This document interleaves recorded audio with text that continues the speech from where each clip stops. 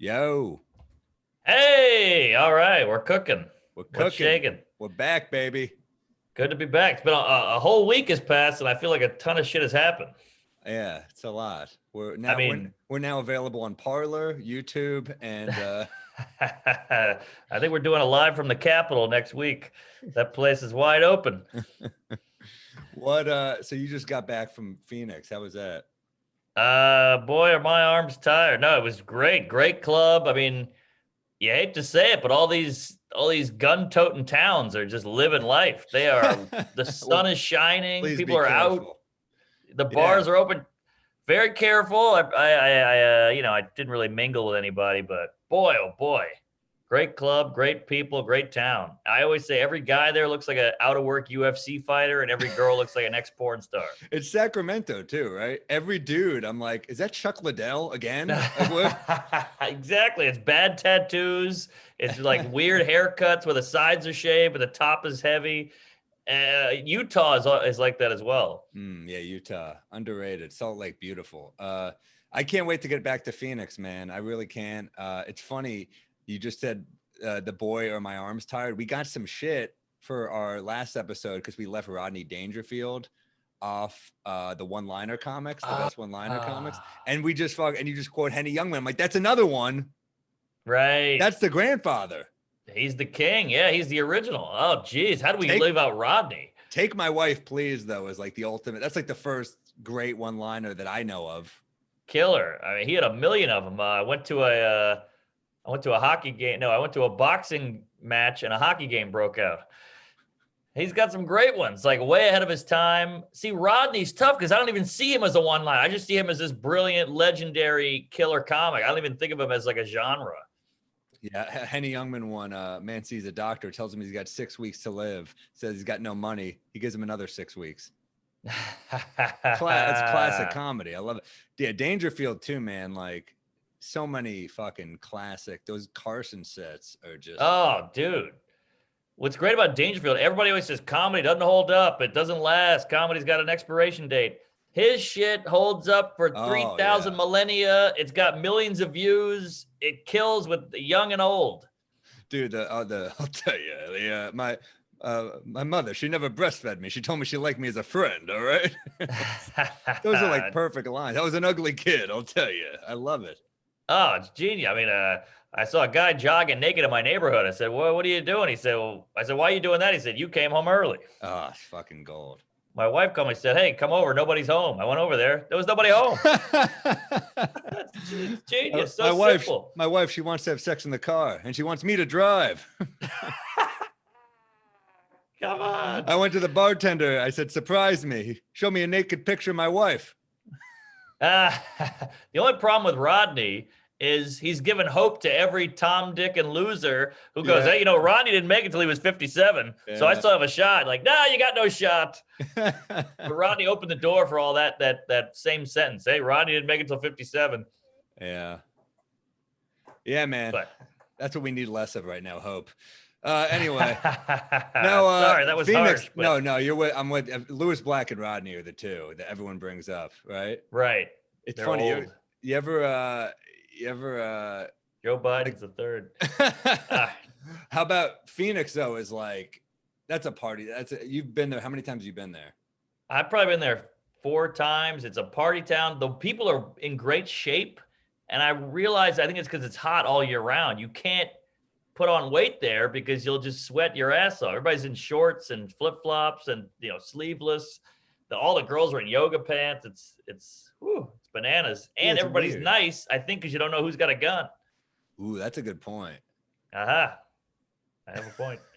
Yeah, it's just like, nice. Why is this guy so nice to me when I'm driving my rental car? He doesn't know if I got a Glock under the seat. That's a good point. So, I'm not a gun guy, but they keep you in line, I think. That's why people in New York are such rude assholes. They're like, that guy doesn't have a gun. No guns. They're not allowed here. That's good. That's a good point. Aha. That's in New York, a car cuts you off. You give him one of these. Right. I don't think he's got a gun. Exactly. No one's flicking off traffic, in an intersection, Phoenix. That's a good point. No, sir. I mean, you never know who's got a rifle or whatever. It's it keeps you in line. You don't want to die. It's like the fucking Andrew Jackson days. Right. Oh, dude, Joe Zimmerman's Andrew Jackson joke. If you haven't Killer. heard it, Google Joe Zimmerman on Andrew Jackson, all the crazy shit that president did. Man, give it a goog. Like the amount of people he shot, the amount of just people he shot in the face on the lawn of the White House, just in a duel. That's when presidents didn't have their fucking henchmen do their bidding. That's when they're like, I got this. You know what I mean? Yeah, The yeah. good old days. The It's good old funny days. how back then I think a president had to be like a tough badass. That was the Yeah. only way you got high. Now it's like, is this guy sensible? Is he a family man or a smart person? Back then it was like, will he shoot this stranger? Oh, yeah. First president, General Washington. I mean, bad motherfucker. Yeah, wooden teeth, smoked weed, owned slaves. It was a different time. I like them like badass. You're like, yeah, he owned slaves. I'm like, Well, I think back then if you didn't own a slave, it was weird. Like, look at this pussy. like you're not eating meat now. Yeah, yeah, exactly. If you didn't own a slave, you were a vegan. What about I'm thinking of what presidents that were. Was Taft a badass? Didn't he die in a pretty? Who's the president who died like immediately in the office? Or someone who Oh died? yeah, he died in a tub or he got stuck in the Yeah. tub. But then like Teddy Roosevelt was shot during a speech and finished the speech, which is for a comic. I'm like, I get heckled. One guy yells, "You suck." I cancel the show. You know, this guy's getting shot in the shoulder. It's amazing when you think of like how the shit people accomplish, and then I'm just like, I fought to get to my bodega for an egg sandwich at like 1:45 today. Exactly. I was like fucking like let me put the Rocky theme on. I'm like I missed it by 5 minutes. They cut it off Right. at 1:30. And publicists were weirder, like were different back then. Like now it's like Trump said retard in a tweet, so we got to like scrub that from the internet so he doesn't get a bunch of hate. But back in the day, what's the guy? Is it Truman? Oh, I'm an idiot. The guy who couldn't walk. FDR? Polio. Was it FDR? Yeah. Yeah, maybe it was him. He had to fake being able to walk, so they would put like stirrups and metallic beams in his pants so he could kind of shuffle around for the camera. like It's when you use peanut butter on a dog for like an animated thing, you know? Yeah, exactly. But it's like, look, who cares? Like, we don't need this guy jogging. But back then, you need your image, an image of a strong president. Yeah, he's getting wheeled around like my legs are hanging on. They're not completely dead. What What are you drinking? Oh, good question. Good question. Well, I stayed out all night drinking last night, and I had like the 8 a.m. flight. Oh, no. And then the flight's 5.5 hours from Phoenix. So I'm like running on fumes. I took a nap. So I figured I need a little jolt, and we're having a cocktail. So we're gonna do hold on. I got a big cup of coffee, and then a friend of mine, Jamie Lynn, was nice enough to give me she's a booze distributor. So I met her. She came to my show the other night. Tall, good-looking Puerto Rican Jew. Yeah, she. By the way, she said she was going to send me one of those bottles. Jamie Lynn, if you're watching, I'd love one. So are you doing an Irish coffee right now? Is that what you're telling me? Yes, sir. Ooh, this is a first, an Irish coffee on our show. I know, right? I never really drink these. I'm a Bloody Mary guy. Me too. Fuck it. Yeah, if you're forced to go to like a brunch or something, you're Bloody Mary over mimosa all day, right? Oh yeah, well, I'm a heterosexual male here. I mean, I can't hold that little flute. Might as well be a skin flute. I'm also not big on making already weak drinks weaker. Right. Good point. Yeah, I don't. Bloody Mary. It's got the sodium. It's got the okra and the pickle and the onion, the celery, and I like tomato juice. So BM all day. Great, man. I love like an old episode of Mad Men when they're in the meeting and they've got those little glass carafes of like they've got the mimosa, they've got the Bloody Mary. Like that's a fucking business meeting. That's how you do business, man. I know, man. That some lady back then with like a mini skirt had to fill that tomato juice carafe for the boss to come in. That's insane. Different time. Yeah, and then she got filled by the boss. It was a very different time. She was Bloody Mary later. All right. I went too far. And there is no too far on one more. This is the bar. I'm doing a glass of wine, and I've been doing brown liquor tequila every week. I'm doing a very funky glass of wine, dude. I'm doing natural wine. So this is Natural. it's right. It's fucking orange, dude. Look at that. Yeah, it looks like apple juice. It's dude, it's delicious. It's funky. It's weird. It's this is the bottle right here. Oh, so now is this considered a white? I guess it's white grapes, but it's like I'm not a big white guy, but the orange is pretty damn good, man. I'm not a big white wine guy. I kind of always remember that show Bored to Death would be on with Jason Schwartzman. I used to love that show. I liked it, but I didn't love that he was a white wine guy. See, I like a white wine on a hot day. Yeah. Growing up in New Orleans, white wine this. It was like there at the table. It was like a table wine. The red was too thick. The teeth turn blue or purple. The tongue gets thick. I don't know. This is where you show your Southern roots and I show my New York roots. Cause I'm like, I like a full-bodied red wine in the winter. There's something nice about it.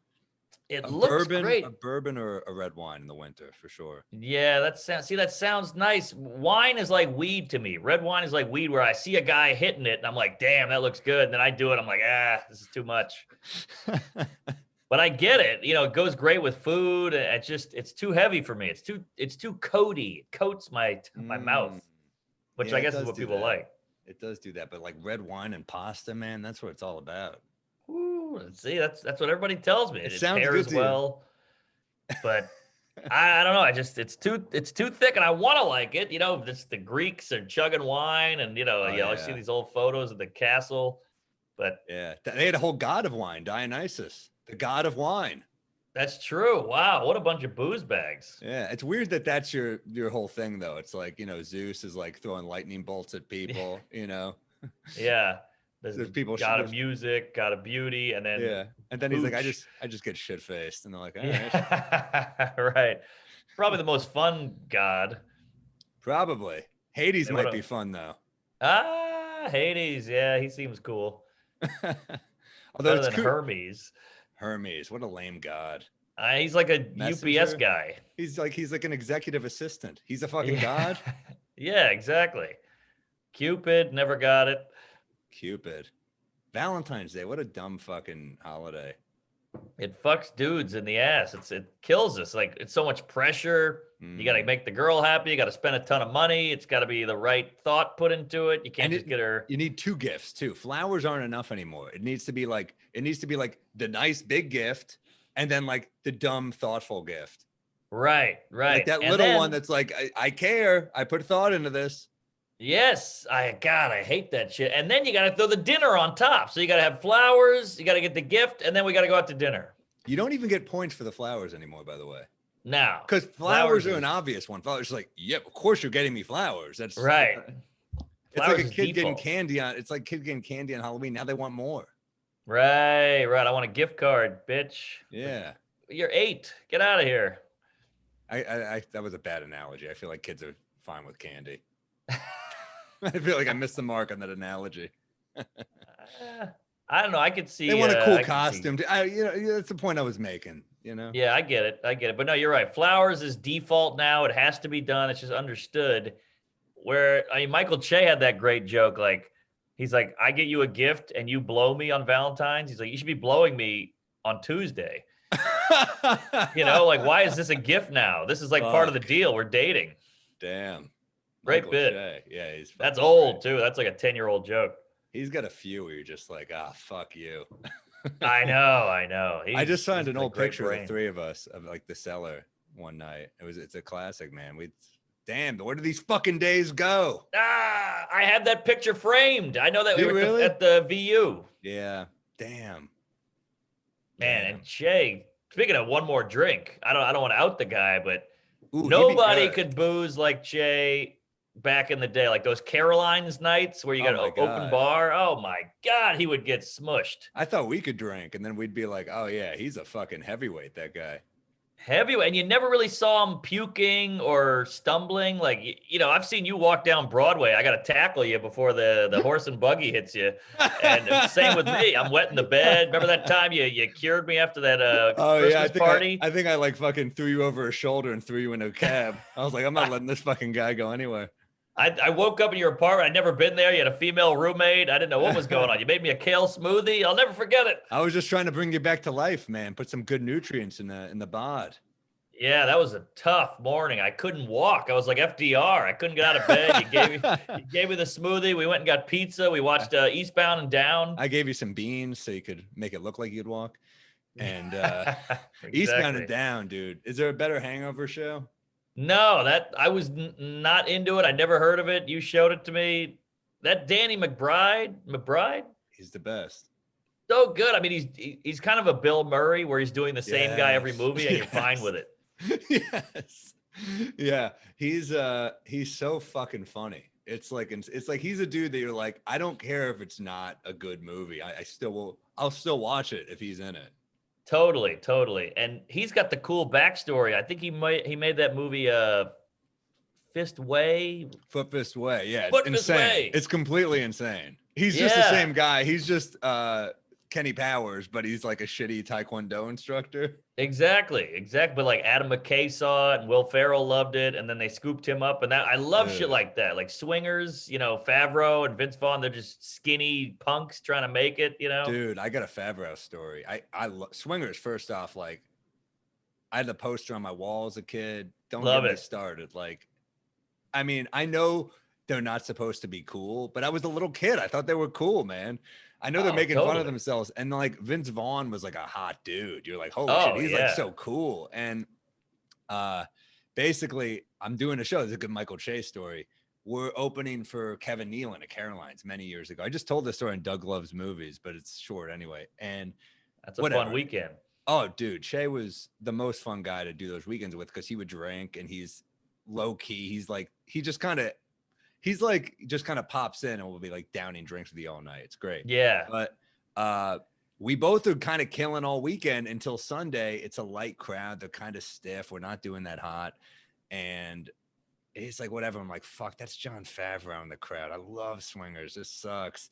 And then he comes back to the green room to chill with Kevin Nealon's a great guy. Yeah, he's like Kevin Nealon is like super nice. Like I remember he's like watching my set, giving me tags. Great guy. I had a bit I was just like trying out where I was saying like, how was it? I remember this joke and he gave me, this is like Kevin Nealon's mind, is how funny I think he is. But I'm doing a bit where I'm like as a young kid, like how like when you're a kid, you're walking around the street with a joint in your mouth, like fuck the police. And now I'm like at that age where I'm like, where the fuck are the police? You know what I mean? Whenever anything happens. And then his tag was something like you hear machine guns and you're like, oh, it's just part of the song, you know? I'm like, that's fucking like he'd give tags where I'm like, oh, these are like, he's got a weird, clever mind. But anyway, we're in the green room and Che is like, let's take a picture, all of us. And I could tell like Favreau's like, fuck these guys. I don't want to take a picture. I'm just catching up with my friend. I just watch these idiots bomb probably. And he's like, okay. And Che like grabs them all in and I'm just like laughing. I'm like, this is awful. You know, it's like not how I want to meet Jon Favreau. Sure. And take the picture. And then I'm like, well, that was fucking weird. Anyway, 5 days later, Esty at the Comedy Cellar is like, can you do an 8:15 tonight? Someone, probably Norden or Colin Quinn, dropped out. I go by. Who's in the front row? Fucking Jon Favreau. Whoa. I just watched him hate me again. I watched him dislike my set twice in 1 week. Oh, man. Well, the joke's on him because you got into the Joker. He has nothing to do with the Joker. I know, but I can see him going, this guy's going nowhere. He's a hack. He's doing the same act. I saw him twice in one night. I hate him. He's going nowhere. Then boom, you're in a fucking Todd Phillips movie. And he makes The Mandalorian. So, and Iron Man. I know. He's like, a fucking beast. He was famous then, but now he's like tastemaker famous. Like he's directing movies. He's doing all kinds of shit. And his episode of The Sopranos is like the funniest. Oh yeah. Wow. I forgot about that. It's one of the funniest episodes. Also, he's made it when he did that movie Chef, which was not great. I think it's overrated, but his wife in the movie is what's her name? What's the chick from Modern Family? The Colombian, the hot one? Sofia Vergara. His wife is Sofia Vergara, and his ex is Scarlett Johansson. I'm like, what? All right, this is so unrealistic. This fat loser, Chef Queef, has got the two hottest women in Hollywood as his ex-wife and current wife.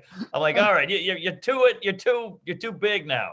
The fat dudes had a run where their ego, like the whole Kevin James thing, where you're like, all right, Right. dude, like it is weird when it's like became a thing where like the fat dude just always had the hottest wife. So I mean, dad bod was like a huge phenomenon. Women were like, "I like a dad bod." What can I say? And like all these fat guys were just cashing in. That ain't a dad bod. That's a fucking uncle bod. That's not. Come on. That Dad yeah, he bod. was I hate large. dad bod. That's so fucking dumb. When they were like Jason Momoa's dad bod, I'm like, fuck all of you. He's ripped. He's ripped. That's his whole Dad thing. bod.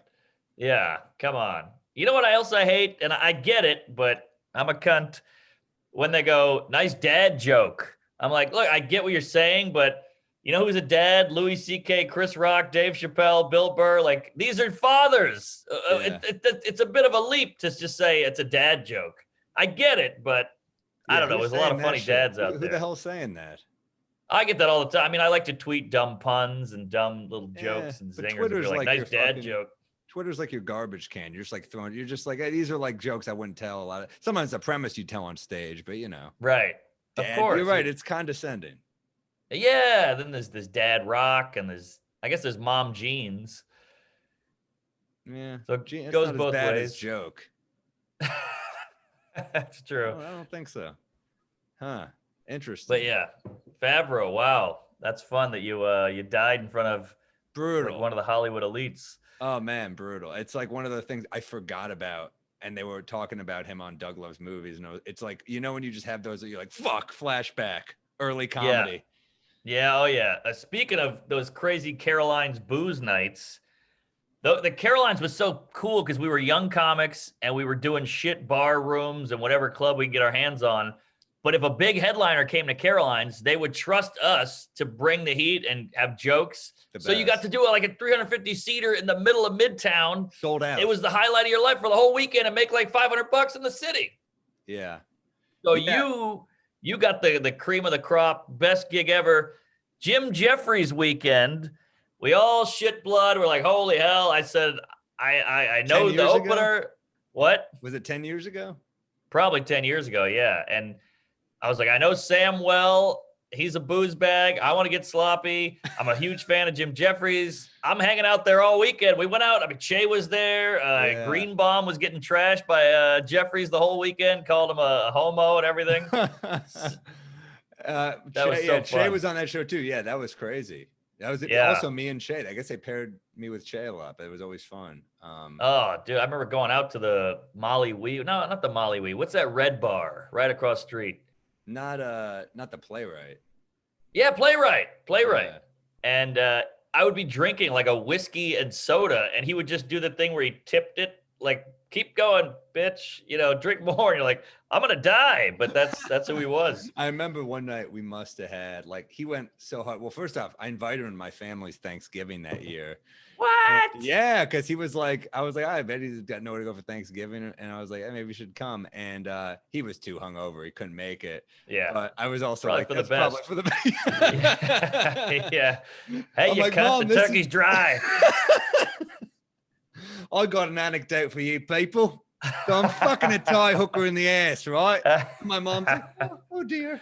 Yeah, no, it was probably for the best. But I mean, my parents have seen Jim's act and they think he's hilarious, So I mean, he does kind of transcend, Yeah. and because he's so smart. I mean, his Yes. gun bit's the best bit of the last 20 years, man. It's phenomenal. Unbelievable bit. Yeah, he's crass, but it's still smart and it's fun. And anybody can get on board. And he's quick too. If he gets heckled, he's a fucking killer. Yeah, he's a kill. I mean, I remember that weekend. I still remember lines from it where he said, it's just someone in the crowd, you're going to wake up tomorrow morning and you're going to think I was a bit of a cunt. And that's the only time you're right. Yeah, he was fun. Yeah, Every comic had that crazy wild. That was back. I hate to reminisce like a douche, but that was like, there was no political bullshit. There was no like everybody trying to cancel or anything. It was just like jokes, funny, boozy weekends. We were also so much younger. I mean, it was all just about, like, I think we didn't even, I think Twitter was less of a thing at the time. Yep. Twitter was more a place to like be like, let me try like a fucked up joke on Twitter. And it wasn't like, now it's like people just pander and that's what they get their likes. Like, look at what happened. You're like, oh my God. And look, there's it is good sometimes, but it's not good for comedy. No, It's good for news sometimes, so they can spread news, but it's not good for a joke. No, and it just keeps getting meaner and meaner, and people are looking for ways to be like, that joke sucked. You're like, I know, that's why I put it on here, you douche. Get out of here. But yeah, it's those were fun times, and I'm glad we lived it up too. Who did you remember? Who do you open for there? That was like a hot weekend. Do you remember? Oh, geez. JB Smoove was unbelievable. Oh yeah. I mean, was he a fun hang?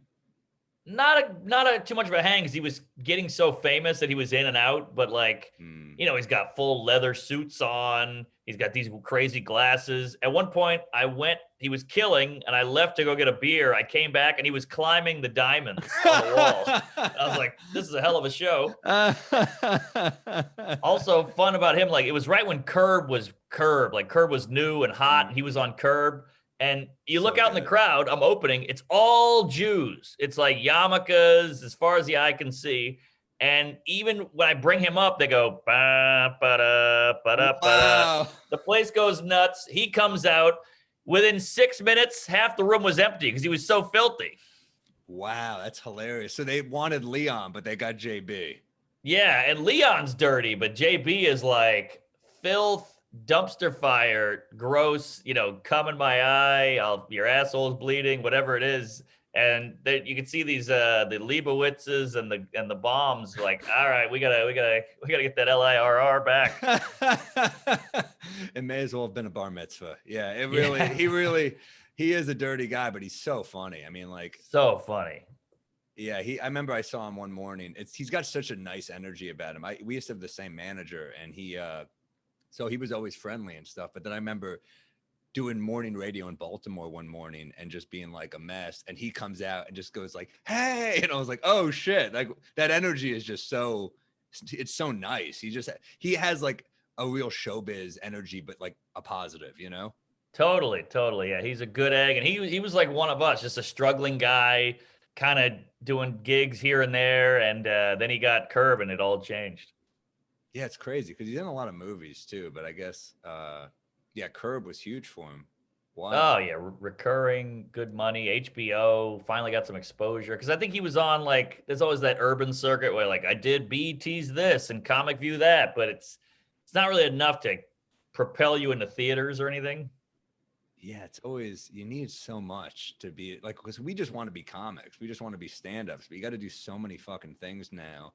I know. And you just don't think about it. Yeah, it's the worst. But shit. I mean, it gave us an excuse to do this. This is kind of fun, This is great, but like, how many Chad Daniels are out there, or Anthony DeVitos, or guys where you're like, man, you should be huge, or you should be at least selling out. Yeah, you're right. And if you don't know who those guys are, Chad Daniels, Anthony DeVito, look them up, YouTube them, buy their albums. Spotify their shit. Killers. Buy tickets from on the road. Kinane is a fucking beast. It's Comedy Central with him though. It's like, how many specials did he give to Comedy Central? And 3. They buried him, man. I mean, he's a great. It's weird where I'm negotiating with him. I'm like, can it just please be seen somewhere? I know. Then you're like, maybe I'll put it on my YouTube. And they're like, kill yourself, we'll sue you. You're like, all right, thought you might want to get some eyeballs on this, but whatever. Well, it's a model. It's like, we're going against, I mean, I remember when I was like negotiating, because we did similar things where Amy Schumer produced both of ours. And, I remember negotiating to get it online, and they were like, it'll be on Amazon. I was like, beautiful. Amazon. Everyone has Amazon. I can at least direct people there. And then it wasn't on Amazon. I guess their deal with Amazon fell through. And then I was like, well, it'll be on the website. And they're like, yeah, it'll be on the website. There's an ad every 3 minutes. Come on. Fuck? And these are like, I don't know where these commercials come from. These are like 3-minute breaks every 3. I'm like, it's killing. It kills any momentum. And it's like, yeah, mine was on the app, whatever that means. So like, you got to sign up for this app. And I'm trying to like help fans out, via DM, like, all right, you got to go here, put your name in. They're going to send you a code to your phone. Then you put the code in. And I'm like, I don't even want to do this. It's my special. I'm like with my parents. They're like, turn it on. I'm like, I can't figure it out. We just said, fuck it. We went to fucking Ruby Tuesday. We couldn't handle it. It was too much. That's no, it's brutal, man. It's a bummer because we were like, we got the money, but we were like sacrificial lambs for this experiment with their app, and it didn't work. So yeah, you know, it but is what it is. But it's bittersweet, because you got these, like a guy like Chris Stefano, fucking hilarious, great guy. He did an hour with them. Who knows if anybody saw it? I hope they did. But now he's just running around making his own shit and cleaning up. So yeah, and look, I also love so many of the people at Comedy Central. That's the other thing. It's like they were handcuffed by a shitty corporation in Viacom. I mean, that's really what it was. Is that Roy Wood? Brilliant. I mean, brilliant. But when your model is at a date, like imagine telling people like, hey, watch my thing at 11 p.m. now. Like everyone would be like, go fuck yourself. Exactly. Like, we knew that was at a place and time years ago. We knew that. But I mean, it's funny. Like, I'm sure you get this when you go on stage. I did a show and they were like, no one there knew me, whatever it was, and they were like, he's got a new YouTube special, and it got a laugh. And I was like, oh no. Well, it's because like some of the public, if they're not comedy savvy, they don't know that that's a thing that people do. Of course. And it's like, no, we're doing this for longevity and for eyeballs and for the long game. We're not like, we could maybe sell it somewhere, but no one will ever, like, you want to sell it to Epics? Go ahead, Right. Exactly. Might as well sell it to Hallmark or Stars or Oxygen. My new special is actually on the Oprah network. Well, I think you're right. I think YouTube is the future. I think YouTube is where podcasts were 10 years ago. We're like, imagine if 10 years ago you went on stage and said, hey, this next guy's got a podcast. You'd be like, who gives a fuck? What does that mean? Has he been on the Tonight Show? YouTube was a punchline is what I'm saying. Like, yeah. YouTube, like people used to say, you could see his next special on YouTube. And I'm like, that's the fucking way, dude. Totally. I mean, tell that to some unboxing kid from Asia who makes $10 million a week opening packages with his mom in his pajamas. The kid's he's bigger than Bezos. He's getting his dick sucked by other 10-year-olds. He's like, I'm a rock star. Yeah. He unflaps that back pajama thing. He's getting his ass eaten by some kid, Yeah, those kids have got it made. All those YouTube stars are killing it. So tell me, was Phoenix, give me Phoenix stories. I know you've had some Phoenix stories. Oh, dude, man. I mean, I've had some wild nights in Phoenix. That's a fucking that's a crazy road gig. Oh man, Scottsdale. We got to talk about Scottsdale, which is like a Phoenix suburb, basically. Yes, it's all dentist wives, and they drive in golf carts, and everybody's got fake white teeth and hair pieces and polo shirts. Everybody plays golf, and I mean, this is, I don't know, 7 years ago. I ran through like a series of MILFs in Scottsdale. It was unbelievable. I was like a pool boy for a weekend. And it was all 1 week. It was the same. What were you doing? The apps, or was it after the show, or what? No, I think it was pre-apps. It was after the show. And like, there's so many beautiful women in that area that I think they're not as entitled. So they're like, hey, this mediocre comedian is talking to me. That's pretty good. Yeah, I remember my husband won't talk to me. That club, Stand Up Scottsdale. For those of you listening, I mean, first off, the club was on Bar Rescue twice. And it was not rescued. It was still fucked. It was not rescued. It was a hilarious episode. I mean, so yeah, it's got problems. I remember I watched the reunion episode where they like bring it back to see how it's doing. Yeah. And our man Howard Hughes, who ran it, first off, great guy, but there were some issues. First off, he would go up and do like 30 minutes and you're just like, fuck, all right, come on, Howard. Like, I know your heart's in the right place, but he'd be like, you guys aren't drinking enough. And I'd be like, oh, I got to follow this. All right. He's like, order more. There's a 2-drink minimum. And I'd be like, you don't just have the manager tell you. Don't say that on stage. Right. He was an eccentric, to say the least. He had big Coke rim glasses and he was on Coke, and he would do a shady kind of slimy club owner thing where there was like 7 open micers sitting in the back of the club. And he would go, you and you. And they'd be like, yes. And they each did 5 minutes for free. So these poor kids thought they were getting a good slot or a good deal or a paid gig, and they got 5 minutes for free. That's hilarious. Yeah, he would. I remember on the Bar Rescue Redemption episode, John Taffer was like, "This man was a Marine." He goes, "I don't want to humiliate him. I respect what he did for our country." And there's a whole crowd, and Howard gets in his face, and it's like about to get ugly. And you see one of the managers in the crowd. She stands up and goes, "Howard, no!" And they kept reusing that one line.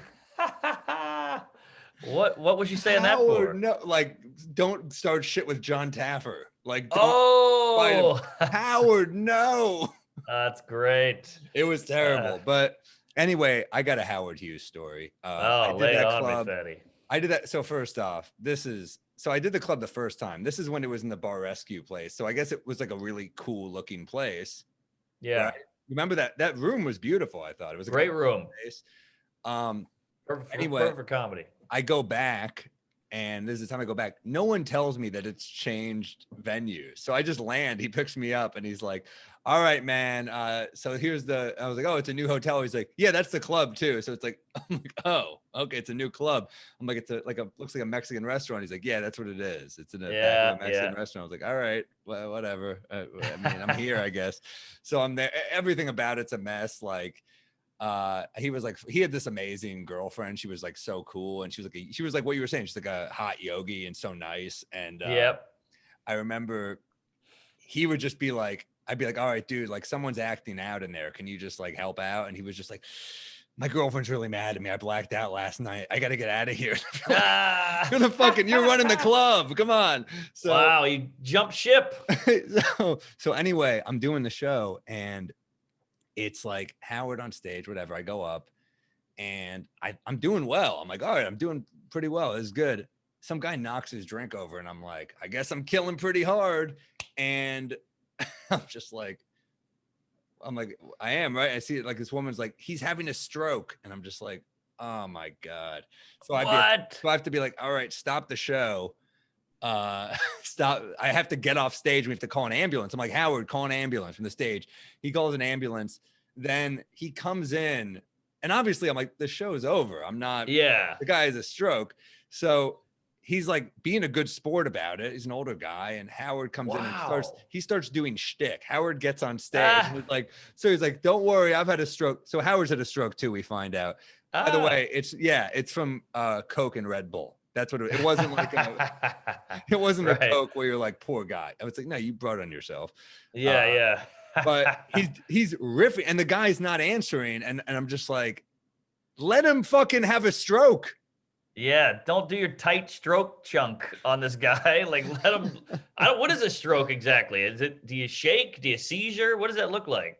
It looked like a bit. I think it's a lot of like. I think it has to do with like blood clots or something. But it looked like he was shaking. It wasn't a seizure. I think you can lose feeling on side of your face or stuff like that. Yeah, I mean, look, we've seen it with people we know where like they lose feeling in their arm. It's it's fucking bad. Yeah, when the blood supply to part of your brain is interrupted or reduced, preventing brain tissue from getting oxygen and nutrients. All right. Yeah. So that's I guess it could slur speech and hurt speech. So how far into the set were you? I was like 20. So anyway, he keeps going, and finally the guy gets taken out in a stretcher, and like it's such a fucking good dude. He gives us like a thumbs up, and we're like, fuck, poor guy. Whatever. So I'm like, all right. And it seemed like he was going to be okay. It seemed like he was speaking okay and everything, but then Howard gets off, and he's like, "Are you going to go back up?" And I'm just like, I mean, I guess I should. It's fairly full. I should probably go back on. So I gave it like 10 minutes, just like out of like, let's give this a minute. And then I went back on and just shat on Howard for like 20 minutes straight. And it was killing. I was like, this dumb motherfucker had a stroke. Here's how. The crowd's like applauding. And he, to his credit, was laughing his ass off in the corner. So I'm like, I mean, he's a nut, but it's like, God, we meet a lot of nuts in this business that like he is a well-meaning one. I'll give him that. That's all we care about. As long as you're not malicious, we don't mind a psycho or a weirdo. As long as you're a nice psycho, we don't give a shit. Yeah. And exactly. he could take a joke, and I think you made the right call there, because you got to go. What else could you do? Well, you got to stop the show too, but then you got to be like, all right. I mean, people bought tickets. Let's give them a show. But you got to give that guy a moment, for fuck's sake. But this is the only art form where somebody has a stroke or a heart attack or something horrible happens in the crowd, and you're going, how can I make this funny? What's a good line here? I need a zinger here, you know? If that happens in Hamilton, they go, hey, oh, stop the show. You know, they take the wigs off for a second.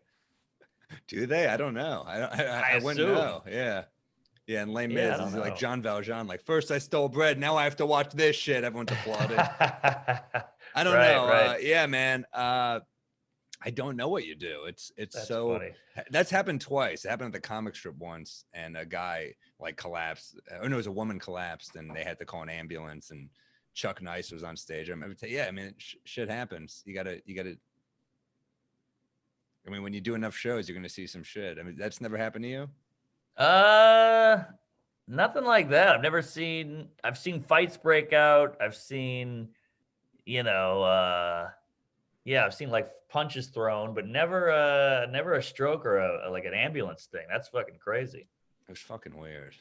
That one was like, yeah, I mean, this life, man. Anyway, give me a pet peeve, man. All right. Mine's weird. Yeah. And I get really specific with my pet peeves because I don't know. I get weirded out by odd shit, but I had this one.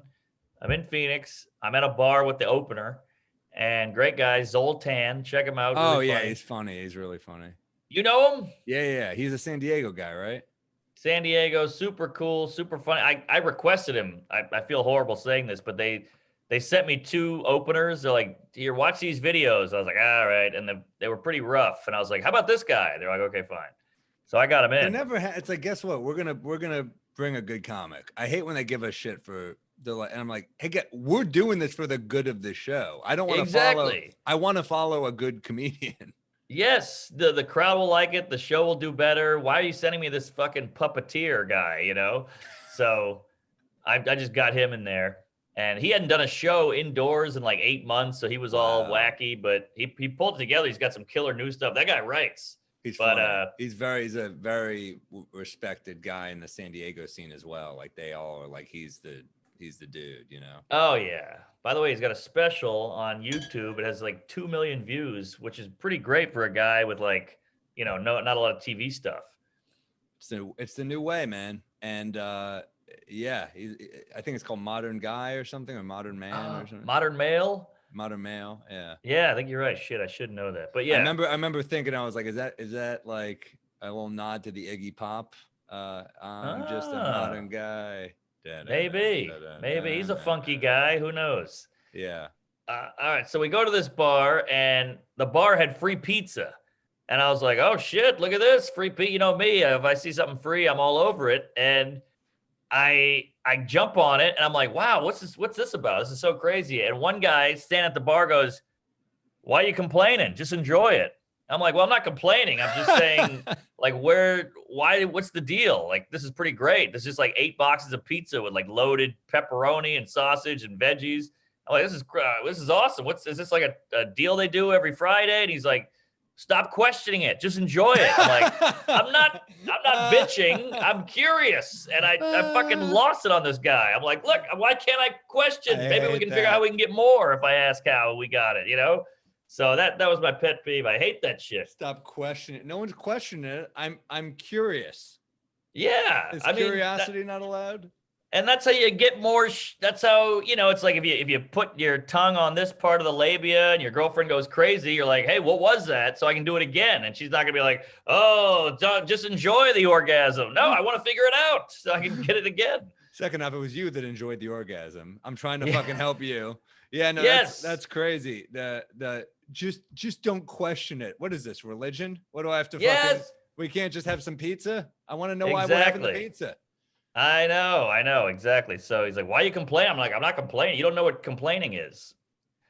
Yeah, so that's fucking annoying. I do love the free pizza at a bar, though. I remember like Crocodile and Alligator Lounge here in New York used to pull that. And it wasn't even a great pizza, but when you have a couple beers, how the fuck can you tell the difference, honestly? Of course, that was a big date spot for a poor comedian. Oh, it was great. That's dinner and drinks in one And for shot, you know? comics, and we do shows there. I mean, it was Right. fantastic. Oh, that was a great one. Yeah, you get a free pizza with every drink. It was like a personal pan pizza. When you're broke, Crazy. that's heaven. It was crazy. And it was like it was like pretty shitty, but it was pretty good when you had a couple drinks. Ah, dude, isn't it crazy when we were in our 20s what we consumed? I mean, I'm surprised I wasn't just miscarriaging every morning. Like I would get drunk all night, eat halal, and then go to bed. Yeah, I mean, shit. I think about like what gives me diarrhea now, and I'm just Yeah. like, it's crazy. I'm like, what did I have? Like something from like the Dig In. I got like a healthy Right. bowl or something, and I'm just like, oh shit. Although I am drinking still and have a lot of coffee. Let's face it, we're not super healthy, Mark. No, you're right. You're right. But back then it was like, yeah, I'll take a Percocet, give me that bottle of whiskey, and hand me that lamb shank, and it was all gravy. Or diner, we go to a diner all night, get a meatloaf, you know. I miss those. The diner nights are the ones I miss the most, man. When it'd be like a tell would be like, we're going to the whatever diner on, you know, in Chelsea or wherever, 4 a.m. drunk, mozzarella sticks, just the best, man. Nothing better. Diners are like what's hurting me as much as anything right now, because like there's something about the hang and the peace of a diner. Yes, yes. You feel like you own the place. You know, you're in there. You look around, it's other degenerates just like you. You're not really judged. You can eat fries, apple pie, milkshake, or eggs. It's everything. And you got your guys with it. It's a great hang. I love it. It's always open. You get a nice Greek waiter being like, "What do you like?" And you're like, yeah, I fucking like that energy. I like that energy. Love it. Love it. You get a bowl of Lucky Charms or the swordfish, whatever you want. No one's getting the swordfish. No one's getting the swordfish. But dude, a coffee and like eggs, it's fucking heaven late at night. Yeah. Yeah, I'm with you on that pet peeve. I got one. It's that hit me. A lot of people are doing this now. And obviously suicide rates are much higher. Depression is much higher. It's a tough time. A lot of people are writing online, "You're not alone." And I'm like, guess what? A lot of people are alone right now. That's not helpful. A lot of people are physically, I'm alone in my apartment right now. So when people are like, "You're not alone," I'm like, I'm looking around and I'm alone physically. Yes. Not only that, if I'm not alone, that's actually cause for concern. If someone comes out of my closet, I'm like, that's not fucking helping my mood right now. You know? Right. That's true. Yeah. You're not alone. It's like, no, we are. Online doesn't count as hanging out. See, I think a lot of people confuse Twitter with like, I'm in a conversation, I'm hanging, we got a group going. No, that's not a group. This is increasing our feelings of isolation, social media. Like it is linked to every sort of depression. It's like, yeah, here's how you know. They say never drink alone. If you're drinking on Facebook with 5,000 friends, it's still alone. That still counts as drinking by yourself. Yeah, they're not. It's weird that we've increased our amount of friends on these like social media platforms, but we have like lesser true friendships.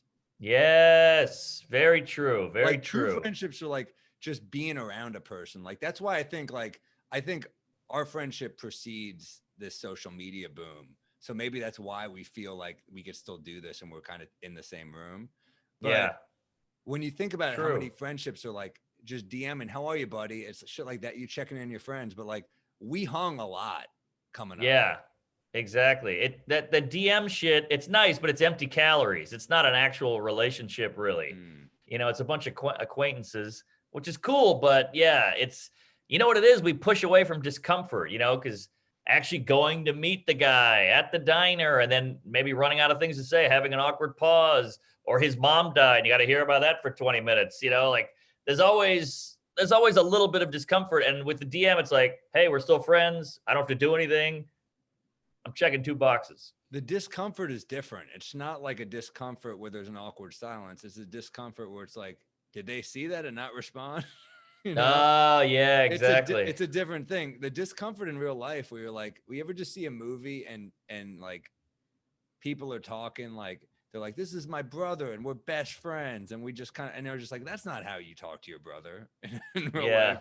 It's like, when you talk to your brother, there's like awkward. Like I love my brother, I'm close with my brother, but like there are like awkward silences. It's with family, I think always for the most part, you know. Sure, that's part of being around each other, And back to your friends thing, the Facebook, we have more friends, but they're not actual friends. And I would say everything is like that. Like there's more activism, but it's not actual activism. It's just tweeting or it's outrage, but it's not actual outrage. They just want to be perceived as someone outraged. So it's all pretty phony, I think.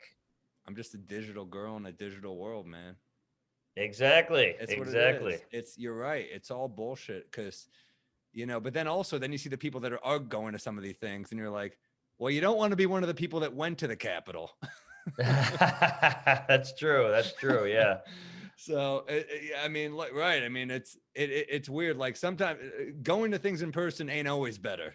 No, of course. Of course. I mean, some people showed up to, their job at the World Trade Center on 9/11, but that's a bad example. But hold on, let me think of something. What was the disaster? Oh, what about that fire in Chicago? The White concert, the White Snake. I don't know. Oh, what was that? Call in if you know. God damn it. It was a big concert and everybody went and the doors got locked and the place caught on fire and they all died. Damn. Yeah, something in the 80s. I can't remember. I hope it wasn't White Snake. I know that'd be a horrible way to go out. Who was it? White Reaper? I don't know. It was some band, some 80s band, and everybody died. It was like a big tragedy. Damn. Yeah, it's always weird when you read about those things, like the Jonathan Landis thing. Remember the helicopter? No. On his movie, where I believe it was Jonathan Landis, where people died in his helicopter crash. Let me double check that real quick. What? Yeah, Landis helicopter. The Twilight Zone accident, ground fatality 3. Aha. So he did get people killed. I'm sure. I don't think it was his fault, or who knows? I mean, he's still working. He was found not guilty. It wasn't his movie. That still got to weigh on your conscience. Yeah, totally. Yikes! Give that Google on the concert while you got it pulled up, just because now it's killing me. Somebody's screaming in Detroit, yelling at the screen right now. I see the Who concert disaster. No, it was a big fire. Concert fire, door locked, tragedy. A fire claimed the lives of 100 people during the Great White Show on Great White. That's it. Damn. Great White. There it is. I knew it was white something. White supremacy, white power. I knew it was one of those, but who's Great White? Who were they? It was just some like heavy metal band, I think, and I don't know. Maybe a couple supremacists went down with the ship, so maybe it ain't so bad after all. But yeah, the door got locked and they couldn't get out, and they all fucking went up in smoke. Damn. I love those stories though about like Seth MacFarlane was supposed to be on the 9/11 plane, but he got hung over and didn't make it. Amazing. I heard him tell that story, and he said he like had like a scotch as he like watched it from the airport. I think from like Logan. I mean, can you fucking imagine? That's a real eye opener. LAX maybe, I don't know, but yeah, fuck. Logan. Yeah, he was like, I think if you see that, you're like, all right, I got to do something with my life. That cartoon I've been thinking about making, I got to make it. He's on the phone with Fox. He goes, that dick joke will be approved. And like, he can't. I just survived 9/11. They're like, all right, put it in. You know? Exactly. It's the ultimate bargaining chip. You do. Yeah. I mean, shit. That is one of those, like, that makes you kind of question everything. You're like, that's the ultimate what if. Yeah. Because here's the crazy part is we have those things in our life. We just don't know it. I know. There was one day you were going to go out to a bar. You said, fuck it, I got diarrhea. And you stayed home and you might have tripped on a curb or got mugged or whatever the hell, hit by a car. You never know. And we're trashing diarrhea, but that diarrhea might save our fucking lives, dude. There you go. Good point. That is crazy. You never know. That is crazy. Like, you hear that about flights a lot. Like, he was just, I think about that constantly when I'm on a flight. I'm like, is this the one? Right. I know, because our odds have to be going up because we fly more than most. So yeah, but flights, if anyone's going to die, it's us. But also then you got to look at car crashes too. I think car crashes are like, they're more common than flights, but there's something about a flight that it's so out of your control, and car crashes are out of our control too. But you just, for some reason, you're so high in the air that you're like, there's nothing I can do. I always think when I'm like, if a car goes out of control, I can like spin out of there. But I'm like, who am I, John Wick? I'm not spinning. You know? Yeah, what are you, John Wick all of a sudden? It Yeah, is. that's I was thinking true. about that with some of those dudes that, like, one of the guys who died at the Capitol. They had that like photos of him with like 4 guns. He had like the 2 like AKs and like the guns into his waist, and he Yeah. died from like a heart attack or something. And it's like, yeah, you got to do some cardio. You can't just like Right. John Wick wasn't a fat dude, you know. Yeah. He probably could run like 2 miles on a treadmill if he had to. Right, yeah. By the way, when are we going to get our first fat superhero? That's a good point. Not superhero, but like a action guy. Ooh. I don't know. Has there Does it been one? negate the whole thing? 'Cause it's all active, you know? So could they do it? Does that send a bad message though, that kids with body issues could also save the world? Well, I mean, Lizzo, if Lizzo can do it, or Adele. Adele lost all that weight, dude. I know, and they yelled at her. Isn't that funny? That's where we're at now. She loses weight, and they're like, "You can't win." There's no winning.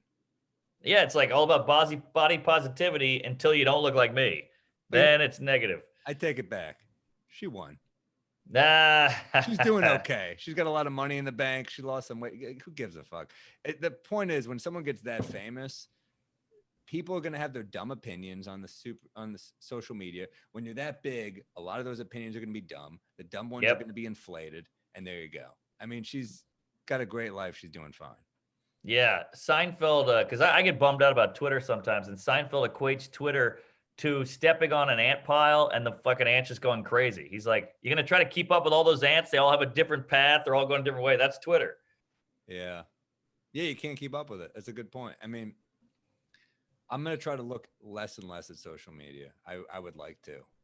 Yeah. I've been reading up about stoicism. I don't know where you stand on that, but one of them is get off social media, and the other one is watch less news. Not saying don't be informed, but just you don't need the crawl going every 10 seconds. It's cannot be good for your life.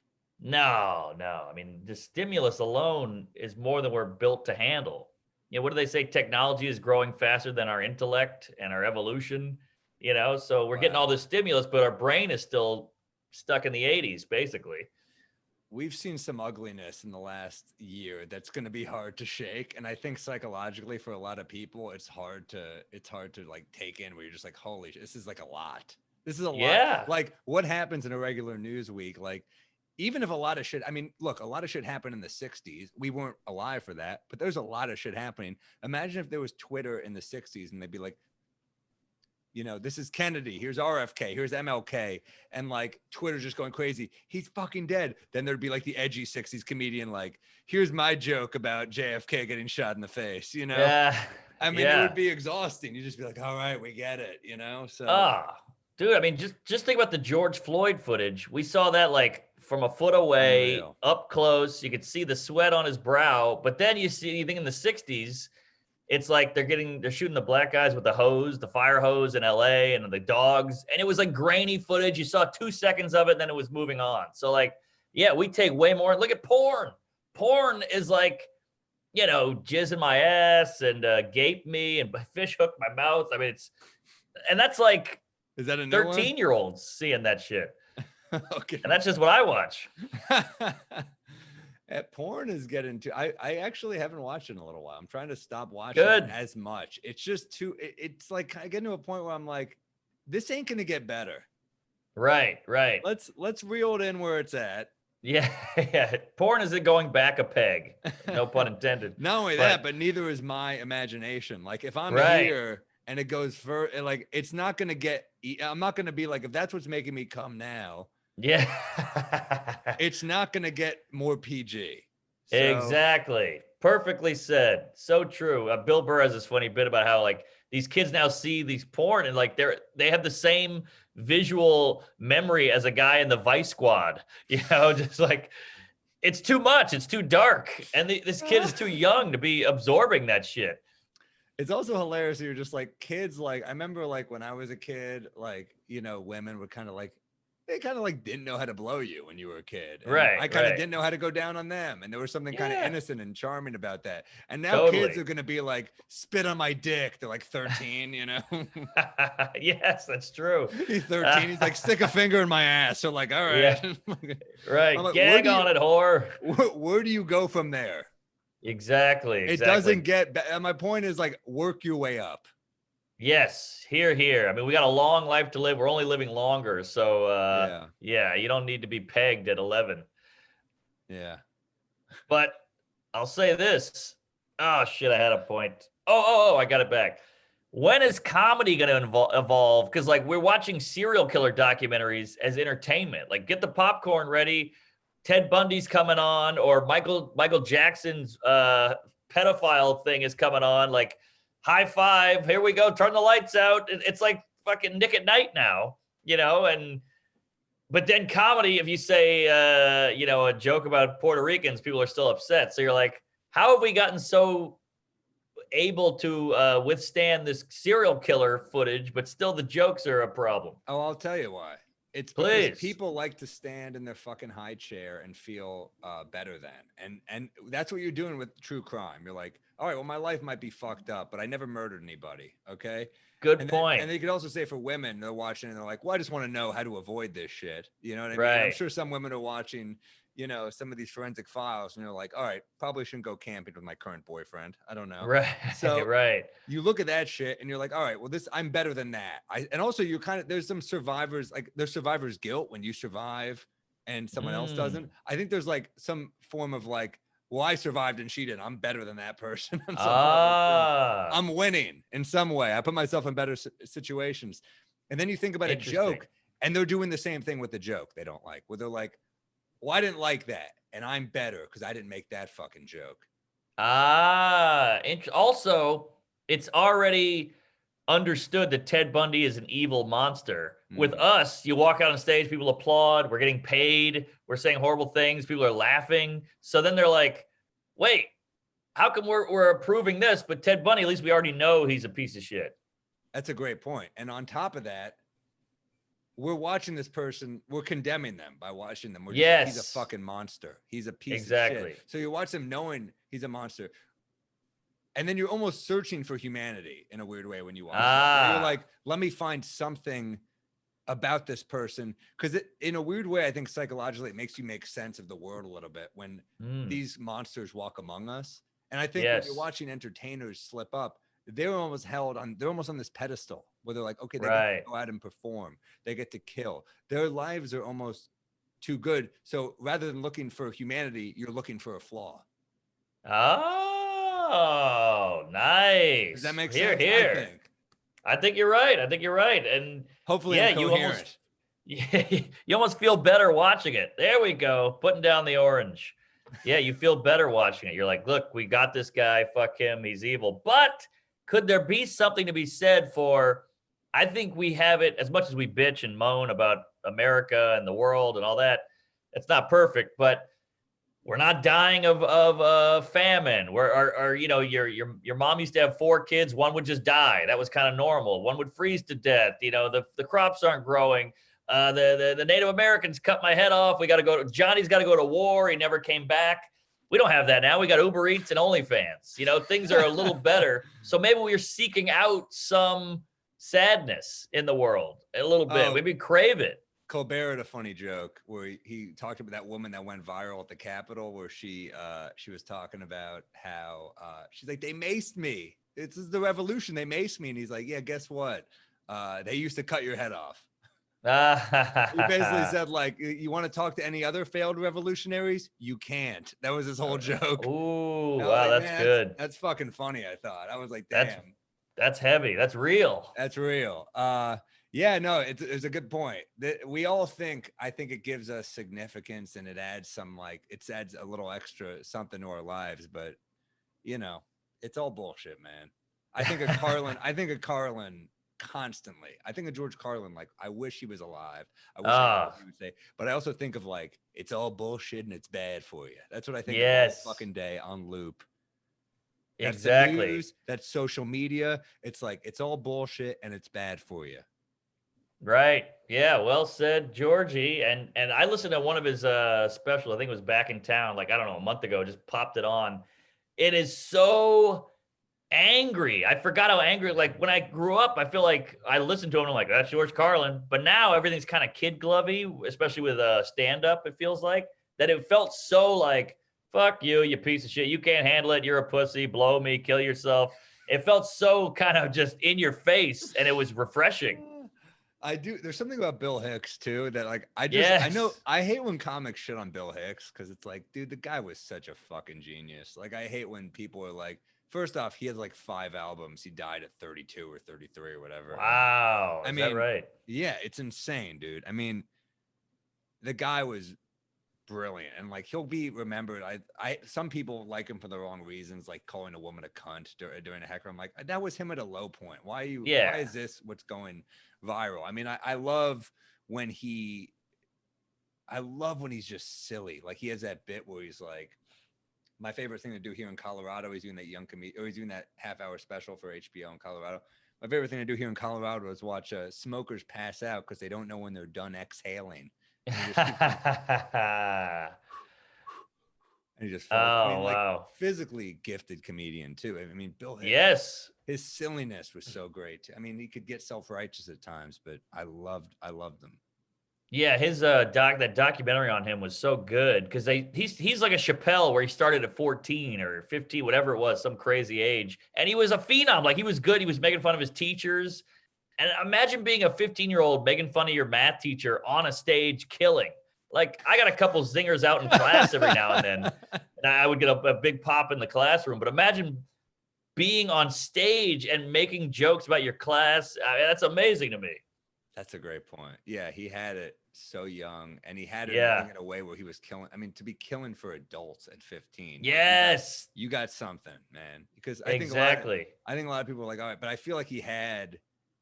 That's what I guess what I'm saying. Like he doesn't get credit for that gear, being able to Right. be so silly. Like he's not killing with fucking Ronald Reagan jokes at 15. Yeah. He's killing Yeah. with silliness. And I always remember that Rodney Dangerfield special, for the young comedian special, and Dangerfield intros him by going, this next comedian is so far ahead of his time, his parents haven't even met yet. Man, even the intro's a great line. It's crazy. Yeah, Hicks has a special place in my asshole too because he's got that look in his eye, especially in the later years where he's in bumfuck Ohio. Nobody gets it. He's too smart for the room. He's this brilliant guy, but they hate him. They want him to talk about his dick, and he's losing it. And I know that feeling so well where you're like, oh, I got this bit about my anxiety, and people are like, shut up, talk about clits, you pussy. You're like, come on. This is something here. Hell yeah, dude. It's so funny. Like, All Things Comedy, I don't know if you saw this. They posted a story. If you haven't watched it, watch it. It's on their Instagram, and it's about Bill Hicks. And he's talking about hell gigs. He's doing an interview, and he's like, what's your worst gig ever? And he goes, I have a lot of bad ones, but I think this is my worst one. And it made me feel like such a pussy because we complain, but I mean, we've never dealt with this shit. Like I got a pint glass smash over my head last year. That kind of sucked. But, pretty good. But this dude was chased with guns. In Alabama, wow. And he tells this story, and it's like these dudes were like, this is like Deliverance, the gig. You know, the story is telling. I mean, it's so crazy. Just like these people with guns are like, we're gonna kill them, and they're chasing them. They can't get the car to work, and they like break the window for the car to open it. Listen to the story because it makes. I mean, like, look, I understand gigs are getting easier and safer, and that's great. And I think we've had a pretty charmed run for the most part. Sure. Every once in a while, you think back at a gig and you're like, that was pretty weird. And then you hear that and you're like, I ain't shit. Yeah, no, I mean, first of all, I mean, it's obviously gets better every decade. Like I read the Marx Brothers book, and these are Jews from Manhattan who would go out to the sticks of like Arkansas to do some shithole theater. And these guys are killers, but they'd murder in front of all these hillbillies, and then they'd get off stage, they'd be in the back green room, and they're like, hey, where's our paycheck? And the hillbilly guy would be like, get the hell out of here, you fucking Hebes or whatever. And they'd be like, okay. Then they had to run to the train station and pray to God they caught that last train, or they were stuck in this fucking shit town with a bunch of anti-Semites. It's like in the insane. heat of the night. It's like in the heat of the night. Like, just get me out of here. Oh, just get me out of here. Oh my God. Fuck. I know, crazy to think about it. How about the Larry Miller story with the school assembly? What's that? Well, this have you read I Killed? Yeah, I read it a long time ago. I remember the Ron White story very well from there. But Oh, hold on, I want to hear that one after. But this is a quick one. So Larry Miller, it's, I don't know, 87, whatever, and some giant elementary school or high school hires him to do an assembly. Like, just do 20 minutes at the assembly, lift everybody's spirits, and then we'll go on to the whatever. And he's bombing, and he goes, Jesus Christ, like, what you guys, like, did somebody die in a fire before I went on? And apparently the whole fundraiser was for a kid who died in a fire. And he was like the most beloved kid in the class or whatever the hell. Oh. So they chase him out of the gym. They're literally chasing him out of the gymnasium. He's running down the street. He has to jump in his car, like through the window, Starsky and Hutch style, and peel out of there. They're chasing him with pitchforks and shit. He's like looking behind him, you know? So yeah, that happened that's to me crazy. In Gotham once. I remember I opened a bit where I was like, "Man, you ever drink and do muscle relaxers at the same time?" Like, it was leading into a bit, and it got stone cold silence, and I was like, "All right," you know. And then I get off stage, and I was like, "What the hell happened?" She goes, "This is a benefit for someone who died from drinking on pills," and I was like, "Man, I should have looked at the program." Wow, so specific. Jesus. I know. I got him back, but like the first 7 or 8 minutes, I was like, I'm really bombing. I shouldn't have opened with all this drinking on meds material. I had a similar, but not, I mean, that is, you just like hit it on a bullseye. I did a joke about pedophilia and like how it must be so easy to rape a kid because they're kids and they're weak. And apparently it was about the whole benefit was handicapped kids. So it kind of fit. I love that you're like, I'm doing a benefit. Let me open with my child rape material. Well, in my defense, it was a closer. I remember I did an atheist benefit once. And I did atheist benefit. A friend of mine. That's hilarious. Yeah. Paul Herzek, who used to run a club in New York in the 80s. I made friends with him. He watched me bomb for 15 minutes at the Friars Club and was like, I love your material. No one else here did, but I did. And we became buddies afterwards. He ran stand-up in the 80s in New York. He's like Susie Essman was like the house MC. Wow. Behar. Yeah, it was like an 80s club. And we became buddies. His son was one of the managers at the Stand. He's a great kid as well, Brian. Oh, and okay. Anyway, hit me with that Ron White. Oh, I'll tell you the Ron White story. Yeah, it was just a quick one, but it was basically this critic just tore him apart again and again. And Ron White just sent him a note with a razor blade and wrote, all it said was, just in case you're ever in the mood. Oh, that's great. I love that. Boy, that's fucking. And you hear it in his fucking perfect cadence. I know. I was going to say that's cutting, but it's great that he can go from a tater salad to that, you know? That's a comic. Oh, that album's one of the best albums of all time. Unreal. Drunk Unreal. in Public, he's a fucking beast. Yeah, if you watch that, it's on YouTube, that special. It looks like shit. It's grainy. It's horribly shot. He's sweating his ass off, but the comedy is so good that you don't even care. You're 2 minutes in, you're like, I don't give a shit that this looks like hell. He's another dude that is just, I don't know how you can't find him funny. He's kind of like, I remember he did a bit on that special where it was about, the whole bit was how he cheated on his wife and the crowd's applauding him. It's like, he's so likable. He opens by being like, my wife divorced me because she got this crazy little idea that I cheated on her in Columbus. And I didn't, I'll tell you why. That's how he opens the bit. It's like the fucking open with that bit. And this whole idea of this woman inviting him back to his hotel room. And he goes, and this little guy popped up on my shoulder. And you know, that guy is supposed to pop up and remind you of your past commitments and moral fortitude. Well, didn't hear a peep out of that fella. See, he's a dying thing with that charming motherfucker. Jim Jeffries had that back in the day where he'd kind of give you a wink and a smile, you know. But Ron White is the ultimate charm guy. Just Southern accents, the cigar, the whiskey right here, you know, the full head of white hair, like just so charming, so likable. Yeah, for sure, man. It's so good. I feel like we were supposed to do recommendations, but I mean, like, I feel like we just gave how many comedy recommendations? I know, I know. We'll throw some out. Maybe we should slide out of comedy just for Slide the out. layman. Shit, Well, what do man. you got? What are you recommending this week I was there, gonna wreck a Fatty? show, but it's a comedy show, so maybe I should switch it up. I don't know. I'm gonna wreck a show too, but it's kind of comedy, but I'm already All right. embarrassed about it. First season, I watched the first season of Search Party on HBO Max, and I loved it. I thought it was. Really? I mean, fuck, dude. Shout out to John Early, who like Oh, talent, talent. unbelievable. I I think we saw him. talked about him on here. Did we? No, we talked after the pod. We mentioned it. Oh, I okay, haven't okay, started okay. it. Yeah, dude. He's in this movie with Molly Shannon where she's dying of cancer. Who I love Molly Shannon from SNL Yeah. back in the day. Oh yeah. And she should have won an Oscar for this movie. She's so good in it. And he was like the comic relief in the movie. So I already knew him from shows back in the day. I always liked the guy, but he's a star, that guy.